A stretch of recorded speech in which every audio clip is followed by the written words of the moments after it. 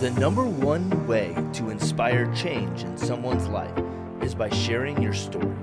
Imagine if your story was the one in a million that someone desperately needs to hear. I'm Devin Schubert, and I'm on a mission to share 1 million stories across social media. And I want your story. It's time to take your story to the stage. And now, here's one of those stories. Hi, my name's Nicole Potter. I'm a speaker, teacher, and the founder of Legacy Game Changers, a movement dedicated to helping women stop generational cycles, heal with God, and shape a legacy rooted in His love and truth. Through faith-based courses, workshops, devotional journals, and several books, I assist women to reconnect with themselves and with God.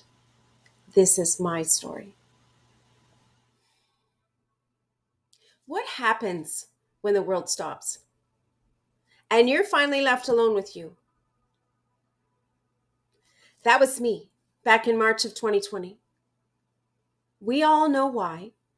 The pandemic happened. When the chaos of life suddenly went quiet. The errands, the appointments, the driving, the constant running around for everyone else. Gone.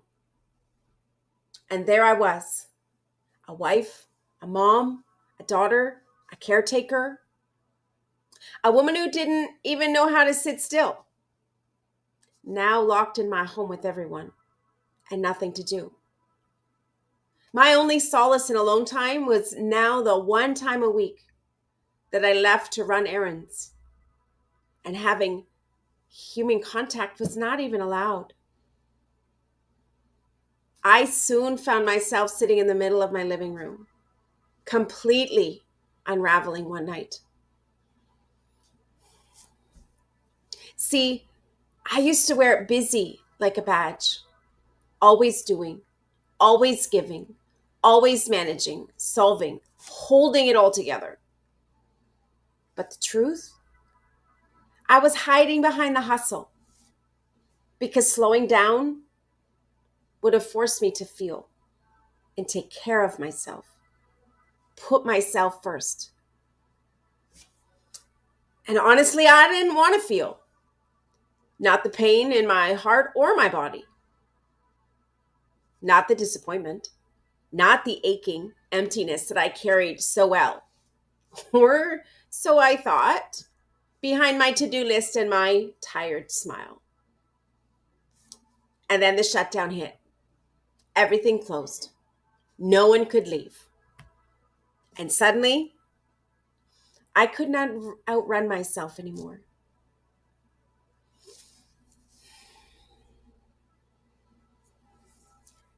By May, my body was screaming. I couldn't go to physiotherapy anymore. Nothing was open.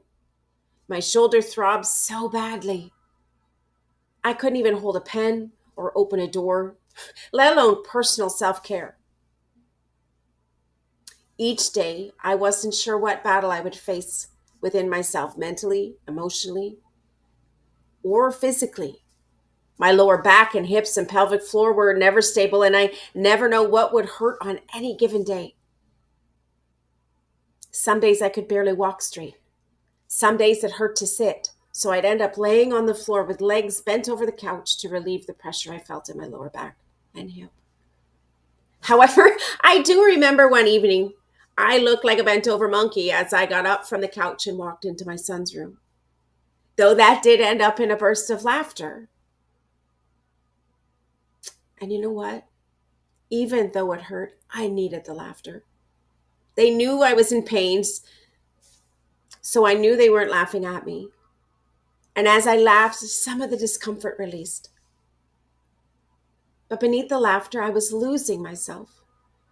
But I kept pushing myself to keep going. But humor at that moment was safer than honesty or vulnerability. Because honestly, I felt lost, disconnected, and really, I was done. I couldn't feel God. I couldn't feel me. And I didn't feel anyone would understand or honestly even care. I felt completely alone in my pain. Then one day, June 1st, something expected happened. Yes, I remember the exact date. I hesitantly joined a Facebook Live where a pastor was teaching a workshop on how to hear the voice of God. To be honest, I wasn't expecting much, but secretly, I was hopeful. And that Facebook Live changed everything. The pastor led us through a simple explanation using Habakkuk 2 and then walked us through a guided exercise to hear from God directly. And in one quiet moment, I heard him clearly, personally, and deeply. What he said to me was, Nicole, I love you. I'm sorry. I know that you have been through a lot in your life and you carry so much pain. But I need you to know that it wasn't by my hand. Though I was with you through it all, it was necessary for where I'm about to take you. It will all make sense soon. This was needed for you to help other women. But I want to heal you with my love first. And can I tell you, in that moment, it broke me in the best way. I've heard people say, your mess is your message. Your test is your testimony. Or what the enemy meant for harm, God will use for good. And it all sounded good and amazing. But this time, God said it. And he said it to me. And it was a game changer. From that day on, I began to walk and talk with him as if he were my friend. I read his word for his truth.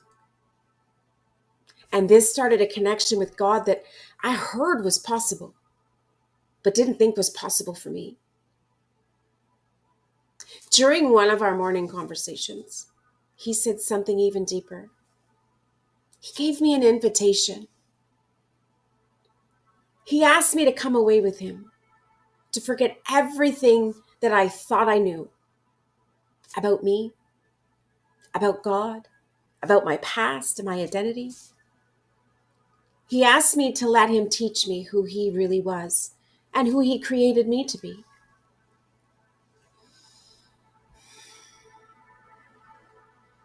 And I did. I said yes, not to religion, not to routine, but to his invitation to the ultimate love story, the one written between him and I from the beginning of time.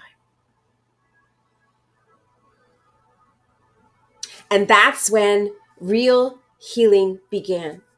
One day I could barely move due to the pain and my thoughts were spiraling again. I had thoughts like, why am I always the strong one? How bad do I have to be for somebody to help me? Why does nobody show up for me? Why is there never enough for me? And God whispered, come talk to me about your thoughts and feelings.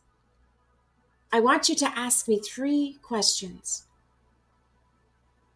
What is this? What is this connected to? And how do you want to heal this? These questions became my lifeline. Every time I was in pain, when I got triggered by actions and circumstances, when I started spiraling because I felt fear, panic, overwhelm, rejection, betrayal, shame, that I wasn't good enough, or that I was way too much or unlovable. You get the picture, right? Have you ever felt this way?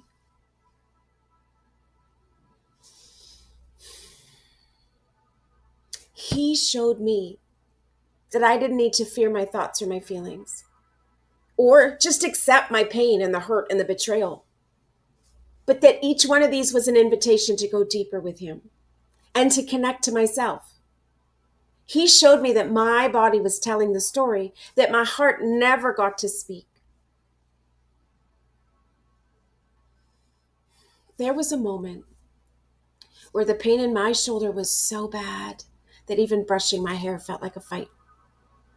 And I sat there in silence, feeling useless and frustrated. And I asked him, God, what is this? And I sensed him say gently, this is your body carrying weight it was never designed to hold. And then I asked the second question, what is it connected to? And suddenly I saw it. The years I spent holding it all together, the unspoken belief that if I don't do it, no one will. The resentment of always being the strong one, the grief of feeling unseen and uncared for.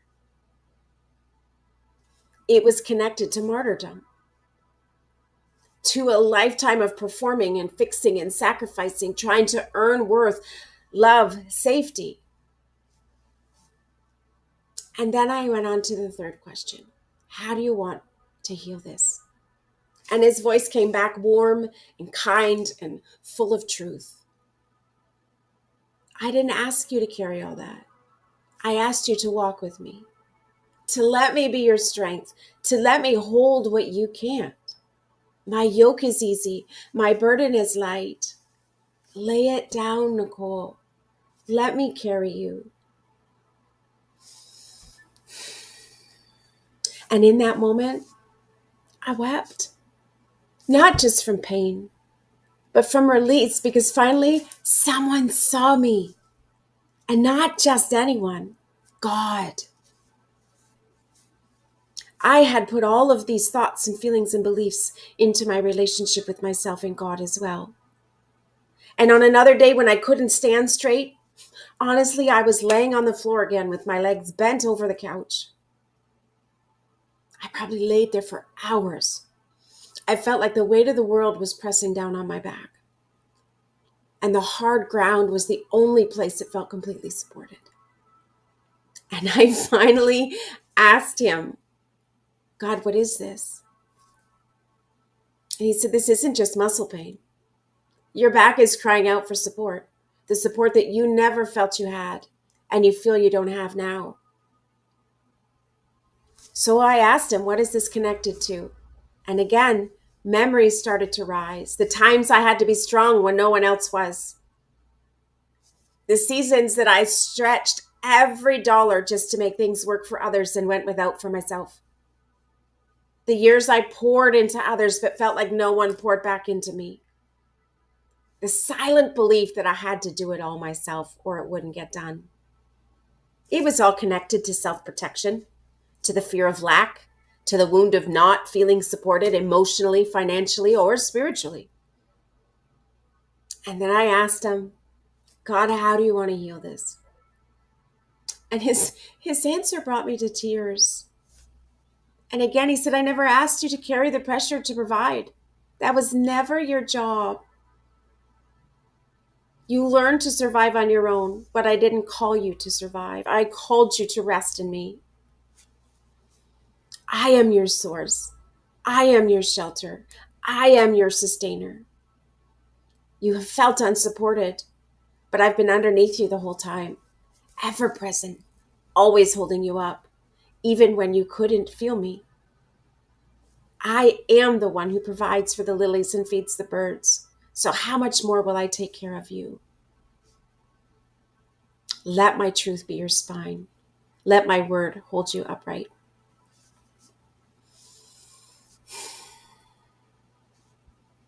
And right there, in the stillness, I felt him wrap his presence around my back. Not everything shifted instantly, but I knew the root had been touched. And every day after, as I returned to his truth, as I let go of needing to control the outcome, my body started to release what it had been carrying for years.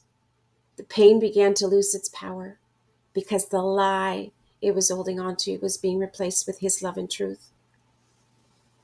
Spiritual, emotional, mental, physical, they're all connected. And God began to untangle it all. He told me, your body is like a refrigerator, and every trauma, every lie, every wound you didn't know what to do with, it got shoved inside. But just like food left too long, it spoils, mold grows, things rot, And now your body is trying to get your attention.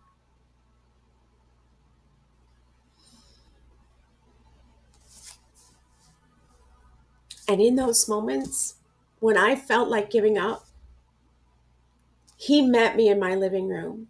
Not a church, not a conference, but right there in the middle of my pain. He didn't shame me. He didn't rush me. Oh, the patience of God, he is inexhaustible. He healed me, one lie at a time, one ache at a time, one breakthrough at a time. And now I want to ask you, are you tired and don't even know why? Are you pushing, serving, striving, but feel invisible inside? Are you carrying pain that no one else sees? Do you have autoimmune diseases or suffer from other symptoms like gut issues, fatigue, inflammation, chronic pain, thyroid issues, weight gain, and nothing seems to help? These are just a mere few of what God and I have walked through over the last 5 years together to bring healing. He cares about every moment of your life.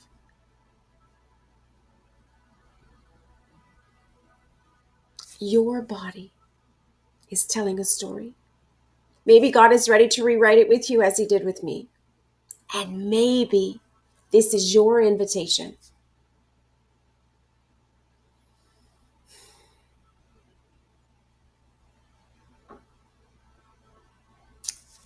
God is inviting you to connect to him with yourself. How many of you could relate to one of these examples? Maybe for you, it's not your shoulder or your back, but another part of your body. Maybe it's not your gut, but you get headaches. Maybe your body's fine, but your heart feels heavy. Your mind won't stop racing, or your relationships are crumbling quietly in the background. Maybe you're serving in ministry, running your household, showing up at work, but inside, you're unraveling like I did. Let me say this clearly. Healing isn't a one-time event. It's not a destination. It's a daily invitation, and it's not just for the moments when everything's falling apart, but it's for everyday life, the subtle pressures, the deep wounds, and the quiet needs that you've learned to ignore. But God is saying to you today that you are important. Whether you're walking through physical symptoms, emotional overwhelm, spiritual dryness, or relational tension, the root is the same. We need connection with God and with ourselves. And that's a skill, one that many of us never learned, but it can be learned. It can be practiced and strengthened. God never meant for you to walk this journey alone. He said, I am the vine, you are the branches, remain in me. My truth will set you free. Freedom doesn't come from striving. It comes from abiding and rest. It comes from learning how to pause, ask the right questions, and invite God into the real places of your life. If you could relate to my story, even in a small way, if you're ready to take the first step, I've created a few simple free resources to help you begin. You can visit my website at www.nicolepotterlgc.com. And right on the homepage, you'll find a few ways to connect. You can sign up for my email list and receive a free journal guide to help you kickstart your daily time with God. Or you can join my free 5-lesson email course, Connection Reset, Realigning Your Heart with God. It's completely free and designed to help you start hearing, connecting, and healing with God. You get 1 lesson a week so that you aren't overwhelmed. And the very first lesson teaches you how to make space for God, guilt-free.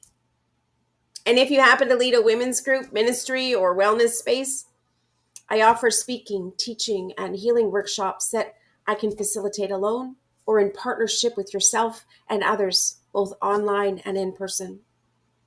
I believe deeply that healing happens in safe places. And I'm committed to helping you build one with God at the center. Thank you for letting me share my story with you. If this has touched your heart even a little, I encourage you to take that next step to connect deeper with God and yourself. Keep seeking, keep trusting, keep moving forward, and know that you are deeply loved. I look forward to connecting with you soon.